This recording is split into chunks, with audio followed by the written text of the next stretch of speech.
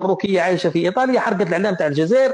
انا نعطيكم الحل، اطبع الصوره تاع الحسن الثاني والصوره تاع محمد السادس وحطها في التواليت، وجيب وليدك الصغير ولا قط عندك ولا حاجه يبول عليه، اكرمكم الله، يطلقها يبول على وجوههم في زوج، وصورها مليح، حطها وحطوها لهم في مواقع التواصل الاجتماعي.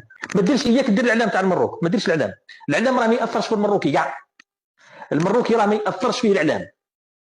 بالك راكم تحسبون المروكي عنده الروح الوطنيه كيما انت عندك، المروكي كي دير له الاعلام ما عندك ما درتو تحرق له الاعلام وكذا، راه ما عنده حتى مشاعر. هايشه الحاجه الوحيده اللي تقدر ديرها تحرق له بها اعصابه، احكم الصوره تاع محمد السادس والصوره تاع الحسن الثاني، حطها في الكيفات تاع التواليت، القفعه تاع التواليت، صورها حطها ثم، اطلق عليها بوله ولا زوج، ولا جيب مي ديريكت حطها في مع الثقب هذيك، حطها مع الثقب خليه يشوفها وهبط، وصوروها وحطوها لهم في لي ريزو سوسيو. هذا ما كان.